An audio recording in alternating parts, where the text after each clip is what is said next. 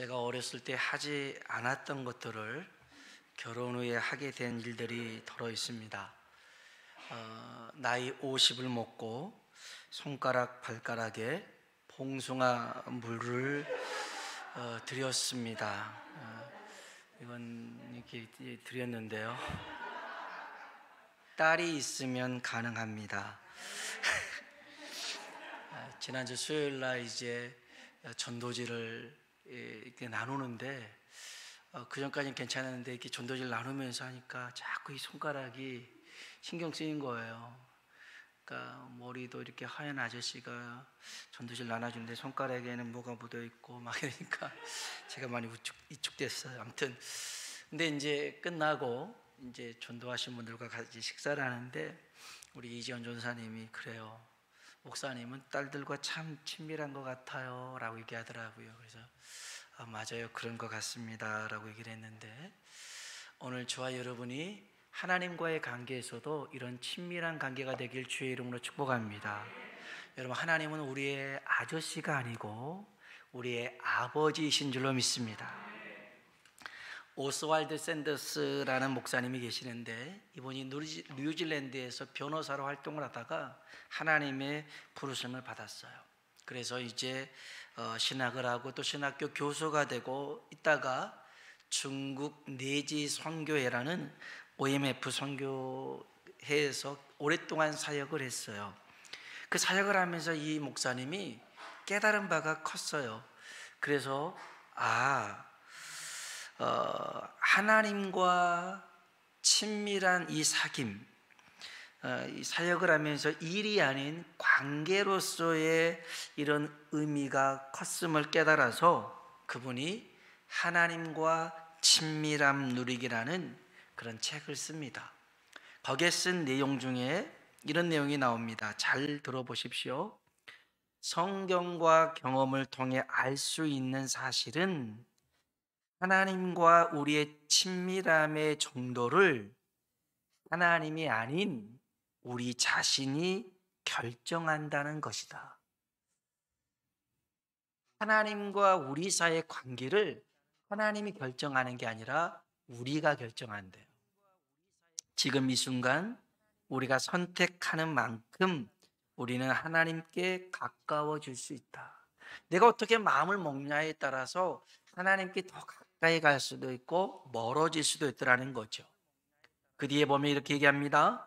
사실 우리는 하나님과 더 깊은 친밀함을 경험하고 싶어 하지만 그것을 위해 값을 치를 준비는 되어 있지 않는 경우가 많다.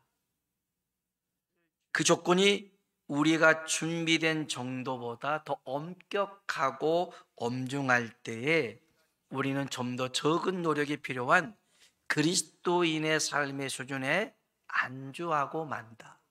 마치 깊은 물가로 나가야 되는데 늘 얕은 물가에만 머물러 살아가고 있는 우리들의 모습이라는 거죠. 이스라엘 백성들의 광야길을 걸을 때에 하나님은 그들과 함께 하신 줄로 믿습니다. 함께 하심의 상징이 되었던 것은 성막이고요. 이 성막은 나중에 성전으로 이게 바꿔지게 됩니다. 이 성막과 성전의 구조는 비슷합니다. 성전 뜰이 있고요, 번제단이 있고요, 그 성소 안에 분향단이 있고, 그 다음에 지성소 안에 속죄소라는 게 있습니다. 성전 뜰은요, 많은 사람들이 구경하는 곳입니다. 구경하는 곳이에요. 번제단은 문제를 가진 사람들이 가지고 와서 그 문제를 해결하는 것이죠. 그래서 문제가 있을 때 나오는 것이 번제단입니다. 그러면 성소 안의 분향단은 매일 제사장들이 거기서 하나님 앞에 이 향을 피웁니다. 매일 나아가는 것이죠. 그리고 지성소에 있는 속죄소는 대제사장이 1년에 한 번밖에 나갈 수 없는 하나님을 만나는 장소였습니다. 이 성소와 지성소를 구분짓는 것은 휘장이었고요, 커튼, 휘장이었습니다. 그런데 예수님께서 십자가에서 죽으셨을 때에 이 성소의 휘장이 위로부터 아래로 찢어지죠. 마태복음 27장 50절 51절에 보니까 예수께서 다시 크게 소리 지르시고 영원히 떠나시니라. 이에 성소 휘장이 위로부터 아래까지 찢어져 둘이 되고. 아멘. 이제는 예수님이 죽고 나서는 성소 지성소의 개념이 없어졌어요. 대제사장만 1년에 한 번 나가는 게 아니라 제사장이라면 언제든지 나아갈 수 있는, 하나님을 만날 수 있는 장소가 되었어요. 그리고 베드로전서에 보면 우리를 이제는 뭐라고 소개하냐면 우리는 하나님의 택하신 족속이요 왕 같은 제사장이요. 우리가 하나님의 제사장됨을 얘기해 주고 있어요. 그래서 우리는 매일매일 하나님 앞에 나아갈 수 있게 된 줄로 믿습니다. 휘장이 찢어진 이 사건에 대해서 히브리서는 이렇게 해석을 합니다. 히브리서 10장 19절 20절에 보니까 형제들아 우리가 예수의 피를 힘입어 성소에 들어갈 담력을 얻었나니 그 길은 우리를 위하여 휘장 가운데로 열어놓으신 새로운 살 길이요 휘장은 곧 그의 육체니라. 아멘. 여러분, 우리에게 살 길이 열렸습니다. 새로운 살 길은 예수 그리스도의 피를 힘입고 하나님 앞에 나아가는 길인 줄로 믿습니다. 주님은 십자가 죽음을 통해서 하나님 앞에 나아갈 길을 만드셨습니다. 전에 우리는 죄로 인하여서 하나님 앞에 나아갈 수 없는 그런 단절된 상황이었습니다. 거룩하신 하나님의 위엄과 영광 앞에 다가설 수도 없는 죄인들이었습니다. 그런데 예수님의 피로 말미암아 이제는 누구든지 언제든지 하나님 앞에 나아갈 수 있게 된 줄로 믿습니다. 주님은 우리가 매일 매 순간 하나님의 임재 속에 하나님과 사귐을 가질 수 있는 길을 열어놓으신 줄로 믿습니다. 오늘 저와 여러분이 하나님과 친밀한 사귐을 갖기를 원하신다면 발걸음을 옮겨야 됩니다. 그 성전들 구경하는 자리에서 이제는 번제단, 문제를 가지고 하나님 앞에 나오는 자리, 그리고 문제만이 아니라 매일매일 하나님 앞에 나와서 기도하는 그런 분향단, 속죄소까지 나아가는 우리가 되길 주의 이름으로 축원합니다. 오늘 우리가 읽은 이 요한일서 2서 3서는 사도 요한이 기록했습니다. 자기가 경험한 복음, 자기가 만난 예수 그리스도를 전하는 목적에 대해서 분명히 소개합니다. 우리 한번 읽었던 말씀인데요, 3절입니다. 3절 같이 한번 읽어봅시다. 우리가 보고 들은 바를 너희에게도 전함은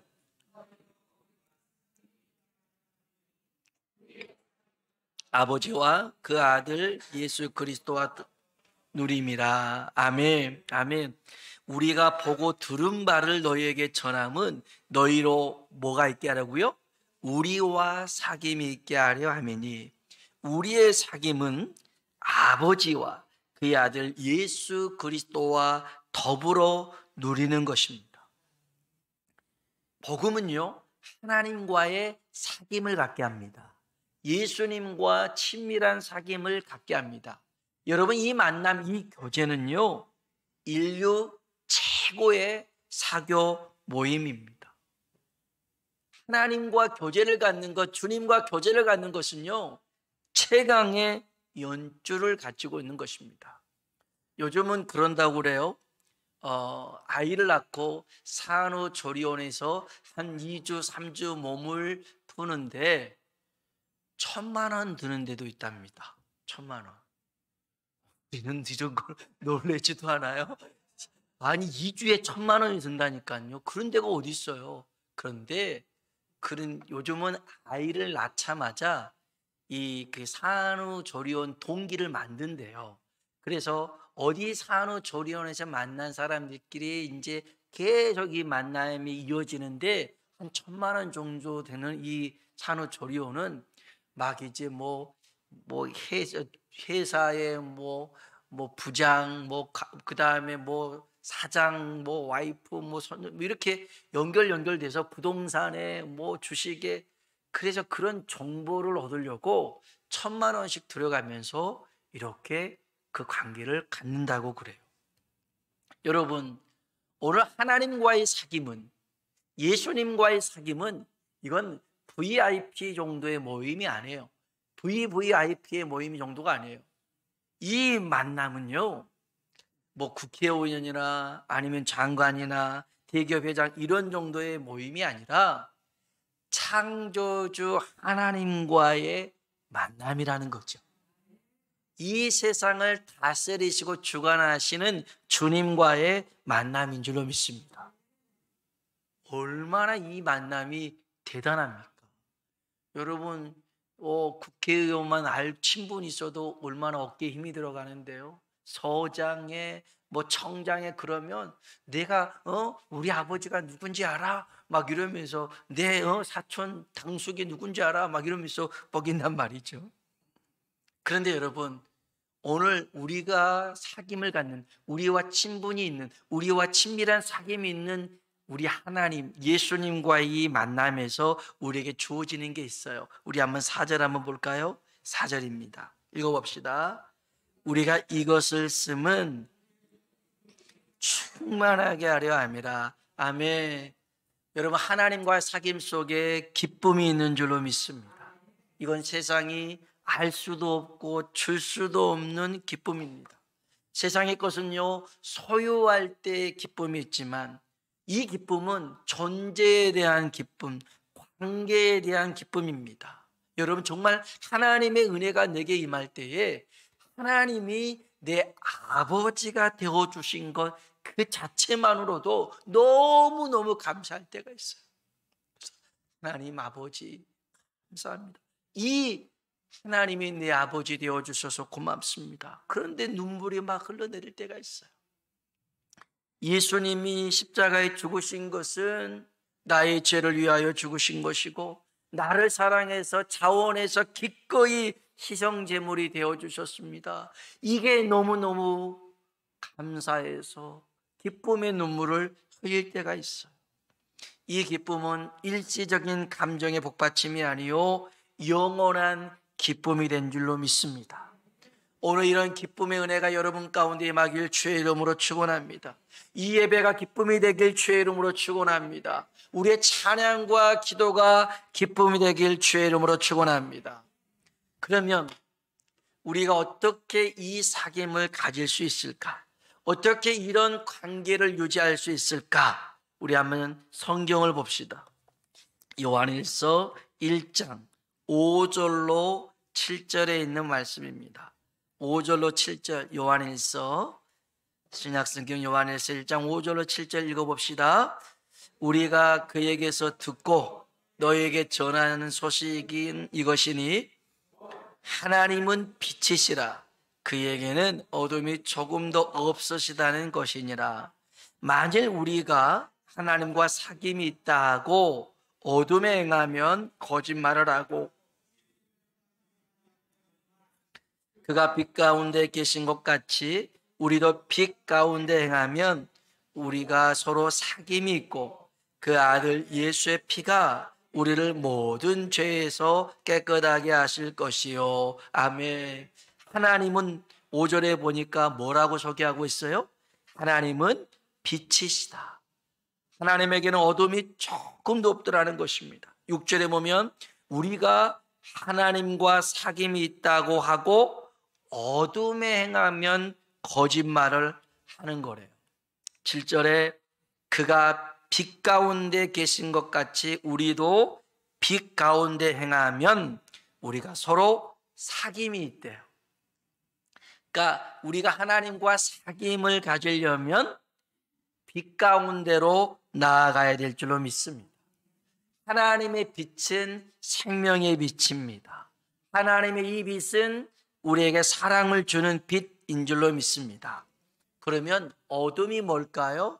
여기 한번 2장 요한일서 2장 9절로 11절을 한번 읽어봅시다. 요한일서 2장 9절로 11절 천천히 한번 읽어볼까요? 빛 가운데 있다 하면서 그 형제를 미워하는 자는 지금까지 어둠에 있는 자요, 사랑하는 자는 빛 가운데 거하여 자기 속에 거리낌이 없으나 그의 형제를 미워하는 자는 어둠에 있고 또 어둠에 행하며 갈 곳을 알지 못하나니 이는 그 어둠이 그의 눈을 멀게 하였음이라. 아멘. 아멘. 여기 9절에 보니까 빛 가운데 있다고 하면서 그 형제를 뭐하는 자는, 미워하는 자는 지금까지 어둠에 있는 자래요. 형제를 미워하는 것. 10절에 그의 형제를 사랑하는 자는 어디 가운데 거해요? 빛 가운데 거해요. 형제를 사랑하는 것은 빛 가운데 거하는 것이고 형제를 미워하는 것은 어디에? 어둠 속에 있더라는 것입니다. 11절에 그의 형제를 미워하는 자는 어둠에 있고 또 어둠에 행하며 갈 곳을 알지 못하나니 이는 그의 어둠이 그의 눈을 멀게 하였습니다. 아멘. 여러분, 간단합니다. 우리가 빛 가운데 거하는 방법, 그래서 빛 가운데 나아가 하나님과 사귐을 갖는 방법은 뭐냐면 형제를 사랑하는 것입니다.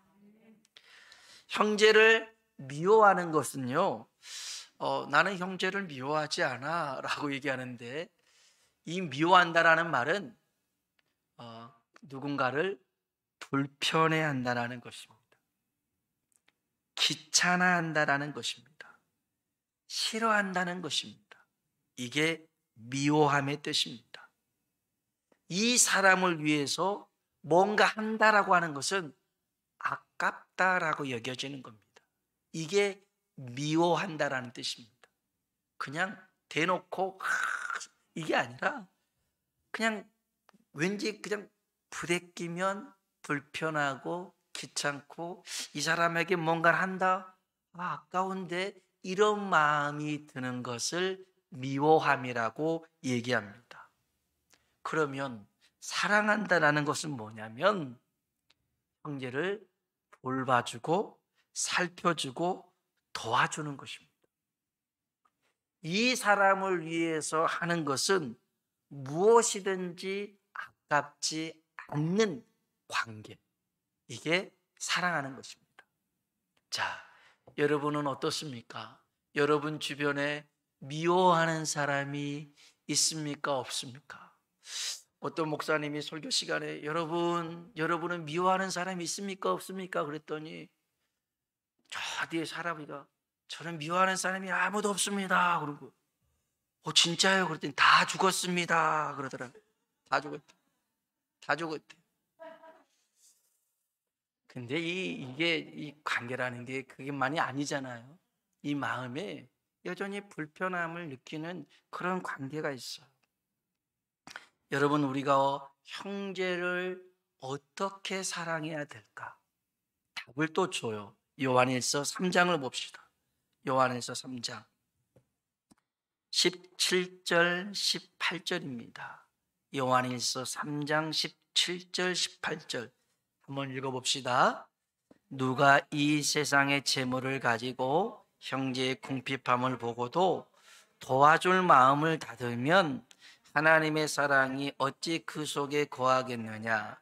자녀들아, 우리가 말과 혀로만 사랑하지 말고 행함과 진실함으로 하자. 아멘. 아멘. 이게 답입니다. 형제의 어려움을 보고 도와줄 마음을 닫아버리면 그 속에 하나님의 사랑이 어떻게 있겠냐는 거예요. 더러 굶주린 사람, 헐벗은 사람을 보면 밥 먹고 다녀, 옷 좀 따뜻하게 입어, 이렇게 말과 혀로만 하지 말고 밥 한 끼 사줘보고 또 옷 하나 벗어줘보기도 하고, 그렇게 하나님의 사랑은 말이 아닌 마음으로 한번 나눠보자는 거예요. 나눠보자는 거예요.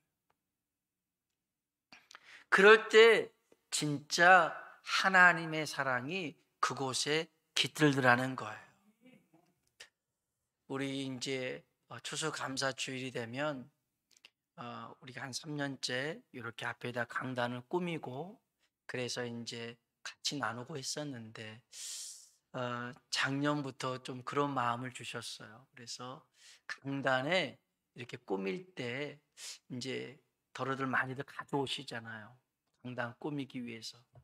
이번에는 처음에는 그렇게 하지 말고 쌀을 갖다가 10kg짜리 쌀을 가지고 와서 우리가 추수감사 주일을 드리고 이 쌀을 좀 나누었으면 좋겠다 이런 마음 들었는데 또 쌀보다는 라면 한 박스가 좋겠다. 그래서 여러 사람 언제든지 좀 쉽게 먹을 수 있을 만큼 그래서 그런 마음을 주셔가지고 이번 추수감사 때 여러분 이 강단을 꾸미기 위해서 뭔가를 할 때 라면 한 박스씩 가져오세요.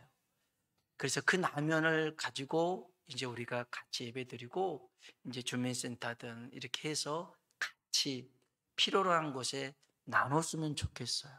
우리끼리 먹고 마시는 것이 아니라 주변을 돌아보고 나눌 수 있는 그곳에 하나님의 사랑이 임할 줄로 믿습니다. 여러분, 우리가 하나님과 사귐을 갖는 것은 엄청난 축복입니다. 그런데 이 하나님과의 사귐 가운데 나아가기 위해서 물론 여러 가지가 있지만 오늘 말씀에 보니까 형제를 사랑하는 거죠.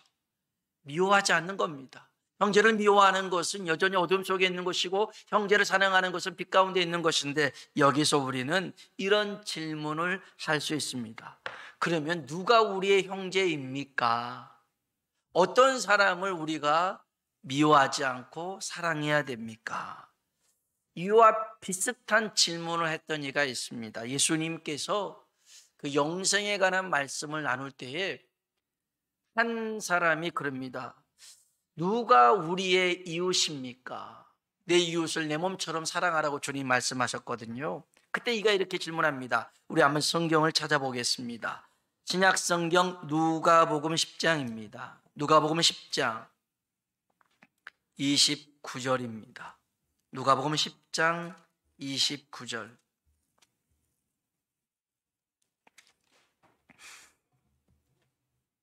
누가복음 10장 29절.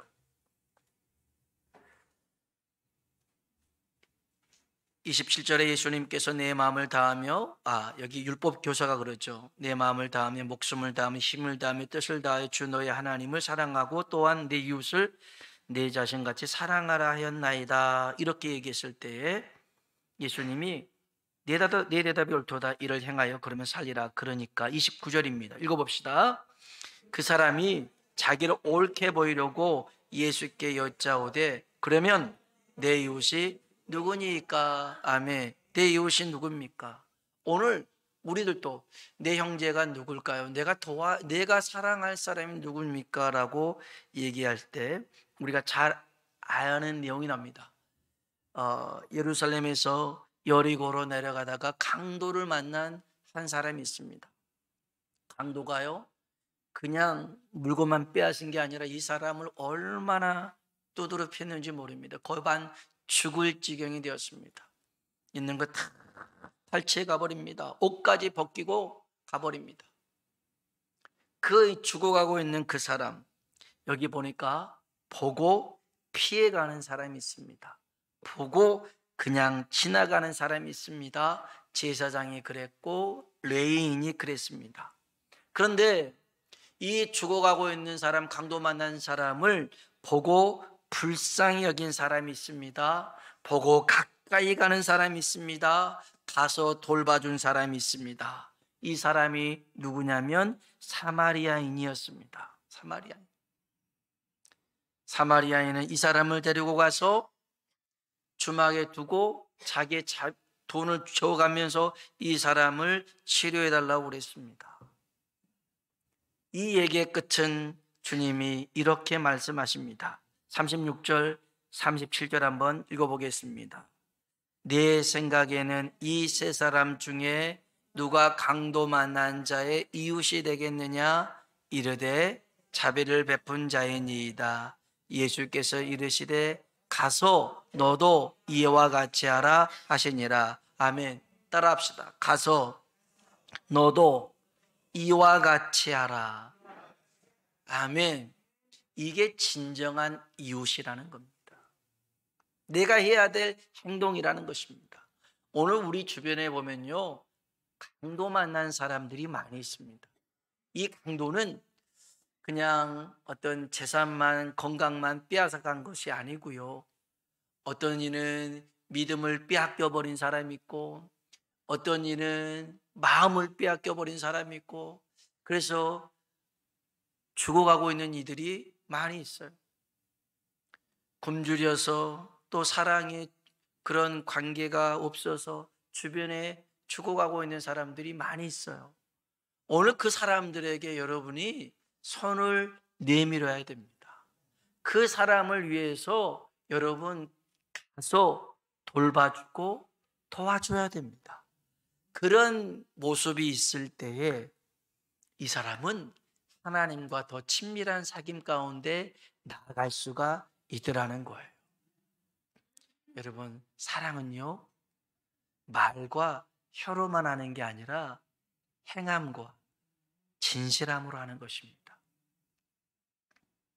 제가 어제 저녁에 조금 목이 아파서 이렇게 했더니, 그리고 이제 잠을 자려고 했더니 저희 작은 애가 손수건을 갈고 저희 목을 묶어줬어요. 저 요즘 어린애가 되는 느낌인데, 그래서 목이 또 괜찮아졌어요. 야, 이렇게 말하지 않아도, 이렇게만 해도 행동으로 하는 사람이 있고, 아프면 아프지 마 이렇게 말하는 사람도 있고. 여러분, 사랑은 움직이는 거예요. 움직이는 거. 그런다면 여러분의 삶 속에 더욱더 하나님의 은혜가 풍성하게 임할 줄로 믿습니다. 기도하겠습니다. 오늘 우리들에게 주신 이 복음은 하나님과 더 가까운 친밀한 사귐 가운데 나가길 원하는 것입니다. 그래서 예수님이 십자가에 죽으시고 난 다음에 하나님이 우리의 아버지가 되셨고, 우리는 하나님의 자녀가 되어서 그 은혜를 누리게 된 줄로 믿습니다. 이제 좀 더 하나님과 친밀한 사귐 가운데 나아가기 위해서 빛 가운데 행해야 됩니다. 형제를 미워하는 건 여전히 내가 어둠 속에 있다는 뜻이고요, 형제를 사랑할 때 빛 가운데 거하고 사귐 가운데 나아갈 수가 있습니다. 여전히 내 마음속에 불편하고 꺼려하고 피하고 지나간다면 그건 올바른 모습이 아닙니다. 나아가야 됩니다. 붙잡아줘야 됩니다. 그리고 나눠줘야 됩니다. 이게 그리스도의 사랑입니다. 그런데 문제는 여전히 우리의 마음이 움직이지 않는다는 거예요. 여전히 내 마음이 그렇게 하고 싶지 않다라는 거예요. 그래서 어떻게 하겠어요? 하나님, 내가 이처럼 하나님 말씀을 들었는데 여전히 내 마음에 불편함이 있는 관계가 있어요. 하지만 하나님 말씀하시는데 해야 되는데 하나님, 나는 능력이 없어요. 그러니 이 시간 하나님의 능력을 부어주세요. 하나님의 사랑을 내게 더해주세요. 그래서 그 은혜로, 그 사랑으로 나도 나누며 베풀며 사는 하나님의 사람 되게 주시옵소서. 같이 한번 기도하겠습니다. 하나님 아버지 감사합니다.